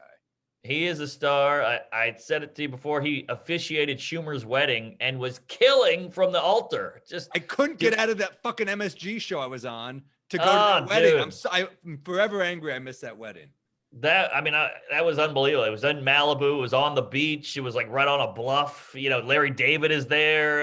Apatow, Seth Meyers. It was just so cool. Damn, dude. I would have loved to be on that jet with you too. Oh, it was great. You know, fun story about the jet. I don't know if I'm supposed to say this. So Schumer was such a mensch. She flew us all out there because she's like, look, I know you guys have gigs or you're canceling work or whatever. So I'll fly you out on a jet. So you're like, yeah, you're flying me out to go get drunk in Malibu for free with Larry David. You know, no problem.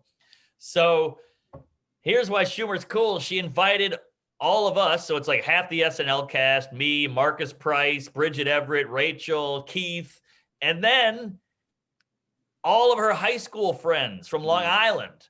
So we're on a jet with all these comedians, and then these fucking brassy broads who, like they keep money in their bra. They're smoking cigarettes, and they're like these Long Island queefs, these coozes, and they were funnier than all the comics. I'm so pissed that I remember trying to get out of work, and they were like, "You can't." I had a sports show. I forever am upset I wasn't at that wedding. I've said it before. And I don't even normally look up to wedding. Like, I'm not usually looking forward to weddings, but I knew that one would be fun as hell. Especially us on a fucking jet together getting loaded. Of course. She put us all up at a hotel. It was a great weekend, but another fun story from that wedding. So I rented a car because I was like, I'm gonna go to LA after this and make a whole week out of it, podcast, whatever. So I rented a car. So I drove to the wedding, and there was a long line of cars trying to get into the wedding, obviously. So you got to go up, wait your turn, finally get up to the guy with the clipboard. He does what's your name? Da, da, da. You go in. Behind me, true story, in the car behind me is a Prius driving it, Larry David. Oh, wow. So I got to watch Larry David with his daughter, his hot daughter, sitting in shotgun. And I watch him in the rearview mirror go up to the guy with the clipboard. And the guy's like, so who are you? And he's like, I'm Larry David. And the guy's like, I don't see it. I got to watch Curb, an episode, in my rearview mirror. He was like, what are you talking about? He was like doing a lot of this. I couldn't hear it, but it was like, I'm on the list. I'm Larry David. What the hell? He's looking at his daughter, and she's like, oh, geez, and it was amazing. Jeff Garland's behind him. What the fuck? Yeah, Richard Lewis is like, Jesus Christ. Yeah, I'm gonna start drinking again or whatever. But yeah, just a magical wedding. So upset I missed that. Fuck. We could have used you. I woke up in somebody's apartment. It was a crazy night. So yeah, my record search party because I love. I mean, it's like I love PI stuff. I could give you a million noir recommendations. Oh, I'm obsessed with old. Yeah, she's like kind of obsessed with this missing acquaintance. I wouldn't even say friend, and it's very very New York, very silly. Okay. And yeah, John. For me, they're all great, but John Early, like I'm watching with Ryan Hamilton. We're both watching from our apartments and like texting while we watch. And we're both like, every time John Early speaks, we're like texting about because he kills us. So he's a killer. Is that maybe from Arrested Development? Fantastic. Yeah. Okay. Yeah, I'll check that out. Another one of the. If you don't like Arrested Development, like, wow, come on. So those good. First 3 seasons are like fucking home run. I mean, come on. That's a huge leg up for me and the lady. When I met the lady first off, she was like, "I love comedy," and I was like, "Oh, here we go." Whenever you meet a non-comic who loves comedy, they're like, "Oh man, Eliza Schlesinger, I'll tell you," and whatever the hell movie, and you're like, "Ah, yeah, great, great." But she's like, "I love Arrested Development, I love 30 Rock," and I was like, "Oh my god, this chick gets it." So that 30 was Rock. nice. Shit. Still the But best. So good. all right, I'll give you my rec and prepare to be embarrassed, or I'm already embarrassed for myself, Come but at me. I'm hooked. I've already watched the first 2 seasons in like 2 weeks. I'm on the third season. It's a guilty pleasure. It's comfort food. It's snack. It's not good for you. I'm watching Cobra Kai, god damn it. Is it good? No, it's horrible, but I love it. It's cheesy, it's over the top, but it's tongue in cheek. They know they're being silly. They know they're being horrible. Damn, And everyone loves this show, Mark. Maybe oh, I gotta watch it. Is it feel good or what? it's feel good. It's action. It's got something for everybody. That's the beauty of it. It's almost like Game of Thrones. Like Game of Thrones is not my cup of jizz. I don't care about dragons or fantasy or any of that shit. But like, hey, there's a love story. Hey, there's a fight scene. Hey, there's a family drama, whatever. So this is like that, where it's like kind of a kid show, kind of a comedy, kind of a action show, and you got the nostalgia factor. I always say Cobra Kai is like fucking an ex. You're like, this isn't good, but it's familiar, so I'll do it. So I enjoy, like, if you want something bubbly and light, Yeah. put that on. Yeah, I've heard people love it. I see so many people, friends of mine, being like, "This show's the most fun show." Like, I was never that big into Karate Kid, to be honest. Same. I just knew, I was aware of it, I and like the Miyagi. I hear this show makes you like William Zabka way more. Completely. It's all from his point of view, and you're like, oh, I never thought of it that way. And then it kind of touches on political stuff where you're like, oh, it's a huge parallel with the Democrats and the Republicans, and that's interesting. So You're a Republican? Oh, well, he's just like, trans isn't real. You're a pussy. What the hell's vegan? So it lets you see shit from that side, and it's kind of that's well done. How you got to write shows. This is the new show I'll pitch. It's Romeo and Juliet, but they're the kids of Proud Boys and Antifa, and that's the whole. And they commit suicide on Instagram Live. That's the whole show. That's and great, their followers like, don't do it. He's just sleeping. But that's right. And Tybalt he's like a huge TikTok guy. I had a similar idea, Romeo and Juliet, but it's Greta Thunberg and Barron Trump. And they secretly are in love, but they gotta, represent their demo and all that. Yes. It's it does have to see, I should give it a shot. I was in a cab going to one of those shows, and they did like a Peacock ad for Saved by the Bell, and it looks like it's very similar to Cobra Kai, where it's like very self-aware of how ridiculous it is, where they were like, the clip they showed was like, but we need to have a dance off, and Mario Lopez is like, well, I know how to dance, and they're just right. Like, sure, coach, sure, you know how to dance. He does that cheesy dance shit from like the 80s or 90s or whatever, and everyone and they all look at him like you think they're gonna boo, and they all just start applauding, and you're like, all right, this is fucking nuts. As I feel like, first of all, every executive is a puss and a wuss who's scared to take a risk on something new. So that this nostalgia shit is popping up everywhere. It's Fuller House. Can't miss. Fuller House. You can't miss. So I get it. It's money. It's a fish in a barrel. But God, I just hate that that's what it's come to. Like art is dead when we're redoing Full House, Saved by the Bell, and Cobra Kai. It's completely. But you're watching it, so what can you say? Yeah, it works. We got to bring back Family Matters. Now Urkel is like a really autistic adult. He works in Silicon Valley. He's like, this guy's a fucking dick. Yeah, exactly.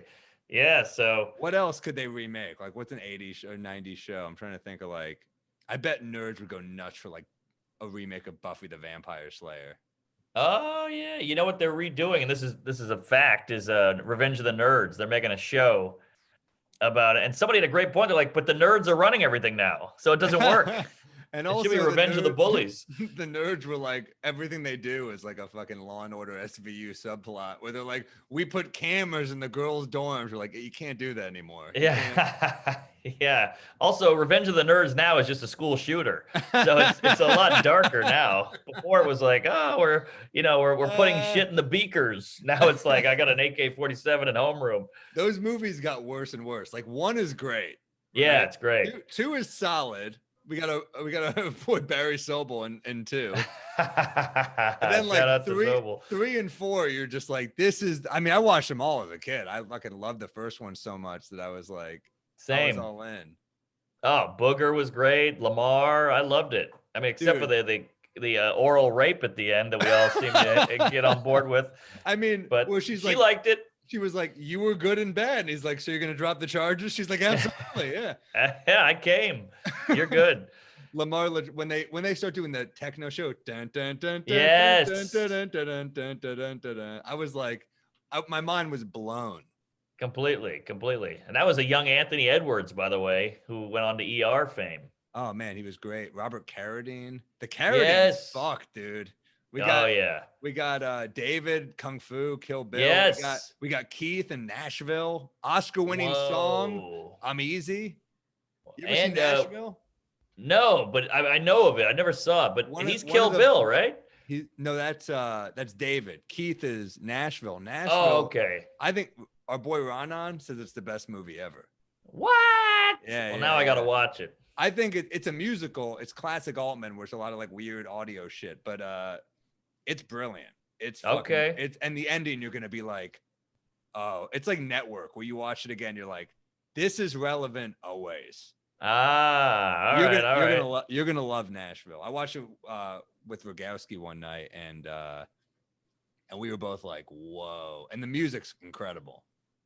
Okay, all right. I'll check. I like Altman. It's like mocking. There's like a country song guy who's like, the whole thing is like, he's a country star, and his whole song is like, we must be doing something right the last 200 years. It's all just celebrate America. It's great. Oh boy, that sounds timely. I'll check that out. It rules. Lily Tomlin was like young and hot in it, and yeah. Let me ask you a weird Morril question. You mentioned Revenge of the Nerds with the techno scene and the dancing. Have you ever danced in your life? I can't imagine you cutting a rug anywhere. Really? I have, yeah, for sure. Oh, really? I'll dance. All right. If I have a few of these, I'll throw down. I respect that. How about you? I'll do it. I mean, I'm with you. I can't do it, but I will do it. I'm terrible, but I think women appreciate the effort. They're just like, he's terrible, but I'm glad he's trying. Exactly. He's not too cool for school where he's not even attempting it. I'll look like a dweeb out there and do the robot or whatever the fuck. But I feel like we have to kind of like, I'm so bad that I have to throw some sense of irony in it. Like I know I'm bad, guys. Yes. I'm not, you know. Of course. But I'm not a good dancer. Same. I've almost thought I'm such a bad dancer. Like I just can't get over that hump of like allowing myself to enjoy it and like let go. You know, I'm too much of a comic where I'm like picturing everybody shitting on me. Well, dude, we have that voice in our head constantly being like, you fucking idiot. Exactly. You're an idiot. You're a piece of shit. Like, don't you do that when you're throwing on clothes to go out? You're yes. Like, right. You're like, we've talked about this a million times. You're like, what's Keith Robinson going to say about my exactly. Yeah. I mean, mine is deep, right? But high school guy, all the dudes I went to high school with, all those fucking mooks, you know? Yeah. Dude, somebody gave me a leather jacket. It's like an $800 leather jacket. I can't wear it. You can wear it for like a headliner set. You can't wear that in New York. You wear that shit in the road. Maybe. I put it on. I even put it in my suitcase and I don't wear it. I know the feeling. There's certain jackets where I'm like, it's not me, but you got to feel like you. I mean, yeah. Certain jackets like may fit well and they might look cool, but it's just not you. You know. I know, but that doesn't mean it's a bad. I wear it like I'm in my boxers at home with the jacket on, like looking in the mirror, but I can't wear it out. And your girl likes it. Yeah, she's like she says what you said. She's like, if it's not you, you can't do it. Nothing hotter than a guy who's comfortable and himself. You dress well. Who gives a fuck? I mean, like your clothes fit and you look. I mean, come on. Who gives a fuck? You too. We're no Phil Hanley, but I mean, yeah, I think you got to be comfy in it. It's something you up it a little bit on the road because they bought tickets, or Right, you up right. it a little bit for a special. But like, if you're not feeling it, I mean, Yeah, I don't want to worry about ruining a jacket while wearing it. So that too. I Yeah, mean, but if you're not feeling it, they can feel it. It's kind of funny how that works. but sometimes you Uh, throw a jacket on, it just fits really well, and you start walking around, and you're like, yeah, maybe this is me, you know? no better feeling when a jacket fits great and you're comfortable with it. Ah, man, you feel like you can take over the world with a good jacket. You know, I've been doing this thing because I get on these YouTube wormholes, and this is pretty cheesy, but there's a woman on YouTube, Marnie or something like that, and all she does is tell you all the secrets that women won't tell you, and she's got all these views because guys are Hit like, me. we're curious, we want to know. You know, women, everything's a secret with women because they want that upper hand, and My friend does a similar thing on her Instagram, and she's good at it. She says shit. I'm like, okay. I mean, it's an untapped market where every single guy out there is going, oh, should I wear this? What should I say? You know, what should I do? What do women like? What do they not like? You know, and we just have to do trial and error and hope we get laid. But she's actually laying it all out, and it's fucking amazing because I was way off on everything. What were you? Give me one. What were you off Well, on? she's like talking about like what to wear. She's like nothing hotter than a guy in like a good hoodie, and I was like, a hoodie? I thought that was like sport wear or like lounge wear around the house. So that was Nah, I can see interesting. that being. I think that's good because it's like if it fits, I think they're just kind of like, oh, he doesn't care, but he cares. Right, right. Yeah, that's all like when a woman walks into a like your girlfriend walks into a building or a restaurant, touch the lower back and like guide her in. Shit like Yeah. that where you're like, man, I would have never known that. Fuck, I was going too low. That's a bummer. Okay. That's Yeah. So just little things where you're like, oh wow, women dig that. I would have never known that. And they could just fucking tell us, but they don't. women don't tell us. They want us to guess. I've been thinking about this a lot. I got a couple bits about it, but I think if they tell us, we'll just do it and they'll fall for us and then we'll just move on. So they like end Ooh. up getting hurt. They want us. It's like a puzzle. If they just told us how to solve it, they're like, who gives it? I'm not a special puzzle. You got to work to solve that fucking puzzle, dude. Exactly, exactly. And it kind of means more. Like if a guy just naturally does the shit you like, you're like, all right, this guy's meant for me. That's good. Yeah, Yeah, something there. they want the work. They want us to like. Yeah, I think it's a whole thing about like women are kind of programmed to be like soulmate. Let me find my soulmate, and you kind of. And I'm not saying like from birth. I'm saying that's how what they're told as a kid. That's what they're fed in these movies and stuff. So they want the guy to guess it, and if you guess it, that means like he knows what I want. We're meant to be Yes. together. It's natural. Exactly, exactly. Uh but that's why like that douchebag wrote the book. What is that? Like about negging women? That bald guy? Dude, I hate negging. So I have a lot of bits I about negging. I had a bit of I my hate it. bits about negging, but women who are just like they just shit on you, and you're like, okay, yeah, anyone can do this. It's not. Yeah, yeah, exactly. Like this isn't a turn on for me. But what was that book called? It was like the Hustler's Guide to Gash or whatever the hell it was. But either way, that book was like a bestseller because that's how curious men are. Sorry. After the show, he's like, if you like the book, I will sign your gash. Yeah, bring that clam over here. But apparently that guy cleaned up. I mean, yeah, but that's a one trick pony, isn't it? Sure. Sure, yeah. That was a one-hit wonder, but hey, it had a moment. That guy had a moment in the sun. I think he got laid. Yeah, I don't know. Got to think long game though. I agree. Give me any news stories you got? Yeah, I got a couple zingers on some news stories. One, you see this thing in Denmark? There's a new Danish cartoon with the man has the world's longest penis. I did see that. Yeah, so it's on some like, PBS, whatever the PBS is in Denmark. And my joke was, oh, I thought that would be on the BBC. Ooh, that's good. It's more of a written joke, but you get it. That's good. That's Thanks. funny. Yeah, I saw that. My first thought was America, we're still number one. I mean, that's fucking embarrassing. But yeah, that's great. That's a great joke. The BBC one's so funny. Definitely embarrassing. And I had like 8 jokes on the Capitol thing, but everybody's got that. What? Well, give me a capital joke. Well, let's see. All right, hold on. I got to pull them out. I got so many. Because you had a bunch too. Yeah, I heard the Capitol's going to throw up heat lamps for outdoor rioting. That was one of mine. That's great. One of my jokes was, man, it's a shame what happened at the Capitol. They didn't even do temperature checks to let people in. We're on the same wavelength here. Yeah. I picked the wrong. I had one. The Capitol's easier to get into than the Apple Store. They made me do an appointment. Yeah, everyone had a fucking.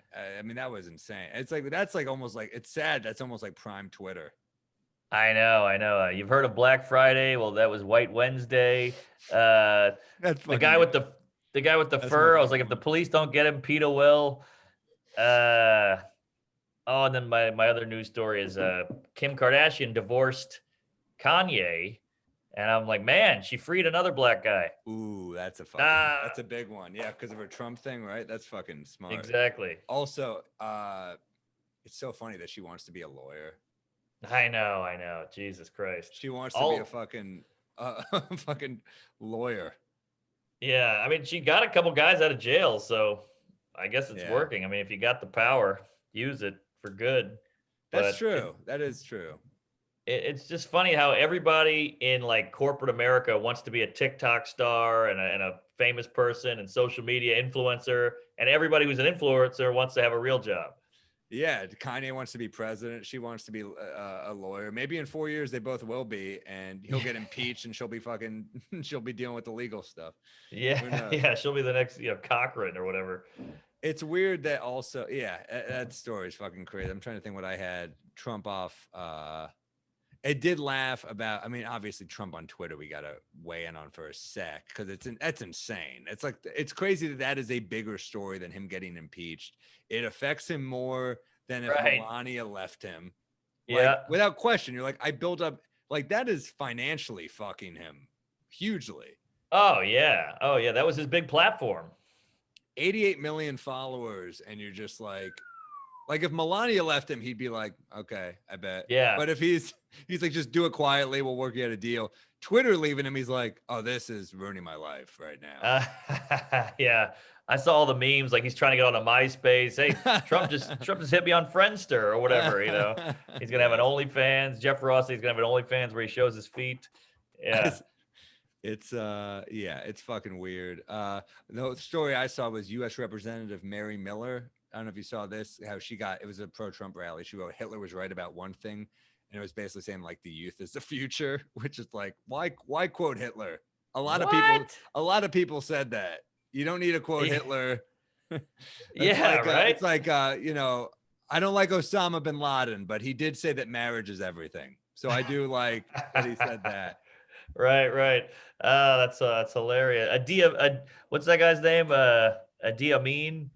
Idi Amin, yeah. Idi Amin. He said, "Milk does a body good." You can't forget that. If I had gotten the name, damn it. You got it. All right. How about a bit? Do you have a bit for this week? Stalin said, "Eat your vegetables." Yeah, that's hilarious. I didn't catch that lady. Crazy. All right. This actually happened to me, and I think there's something here. So let me run it by you. So doing some gigs the other night, and I like to touch on some touchy subjects and walk the line a little bit. And this younger lady hit me up after in the lobby and was like, "I think it's so fucked up how you generalize. Like you shouldn't poke fun just because it's a group. You don't generalize. Blah blah blah." She kept saying generalize, and you're excluding and discriminating against groups. She's like, "That's such a boomer move." And I'm like, "Well, isn't that generalizing a group? You're just doing it again, but somehow boomer is allowed. First of all, that's a slur, and you're just lumping this group together. Well, boomer, so you're doing a slur. It's not a slur. Well, not a slur, but it's a dig. I'm not putting boomer with the N-word here, but it's a dig. Yeah, you're right. You're doing what you're claiming to be against. Exactly, but for some reason you're just completely putting me in this box of a group that you deemed is inappropriate or whatever the fuck, but you're still doing the thing that you hate. You're still generalizing. And you're accusing me of doing, and you're doing, that's fucking interesting. Aha. So it needs a comparison, obviously. Yeah, she's telling you that you're generalizing, but she's calling you a boomer is what, like it's like kind of an older person, right? Out of touch, older guy. Yeah. Yeah. And you're like, well, then technically I should be allowed to generalize. Right. Like, If how you're come gonna, you can do it, but I can't? It's if interesting.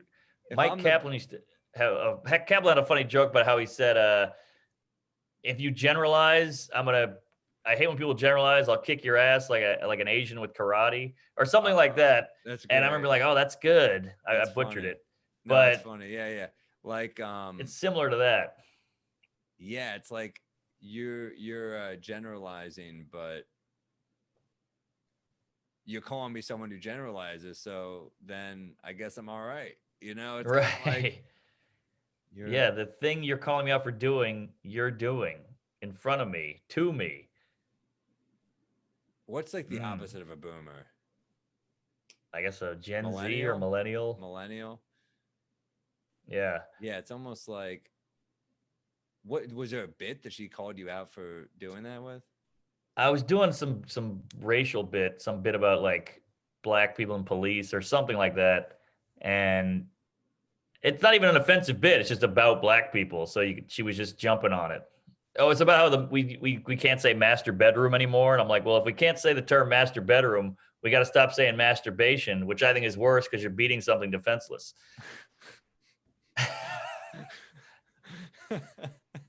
So it's like the point is you can tie anything to something offensive or something,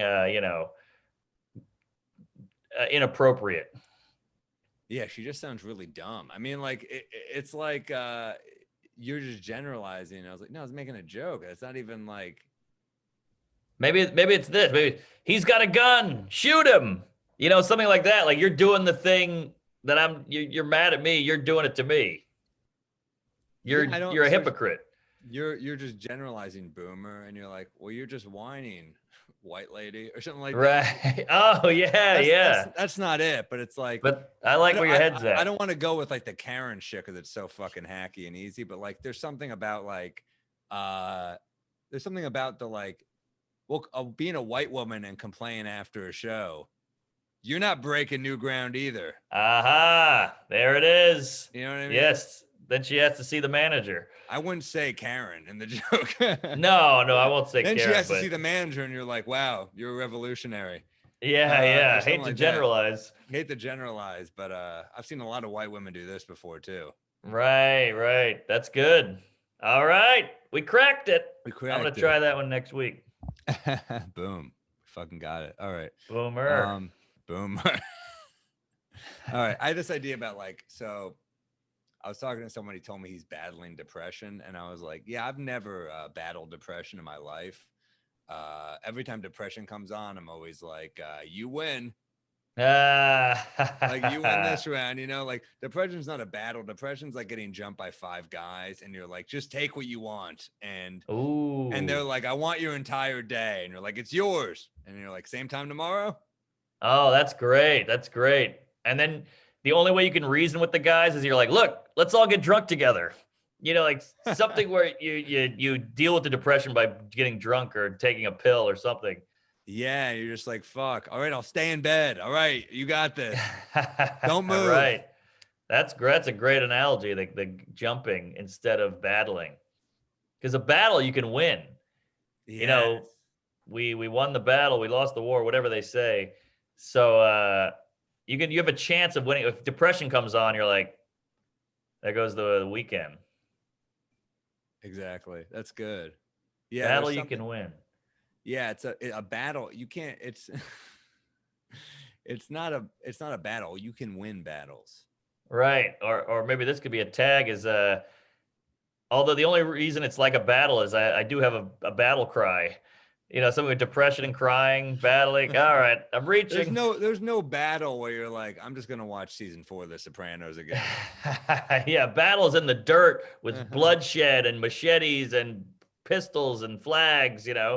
This is pajamas and ice cream and Netflix. I got enough to take with it. I'm gonna try that this week for sure. And let's tell people, make sure to email us because we're going to start a Patreon soon. So you can sign up for that soon, but we have an email, One More Drink with Mark and Sam at gmail.com. Nice. So, one more drink, spelled out, not the number. One More Drink with Mark and Sam at gmail.com. Send us, pet peeves, recommendations, a joke, anything we talk about in the show, whatever. Yeah, questions. We'll do a little Ask Me Anything, a joke idea. Maybe we can bounce it around. And we'll do that in the Patreon. So you send us a question, check the Patreon, and we'll probably answer it or talk about it. On all platforms, Apple, all that bullshit, Spotify, whatever. And subscribe. Make sure you leave a review. I'm having a ton of fun doing this, man. Yes. I'm loving this. So I hope the people are liking this too. Same. I hope everybody's having a drink with us at home, and tell a friend, spread the love, share it. So we'll keep it going every week. We'll see you at the bar. See you at the bar. Cheers, guys. Comedy.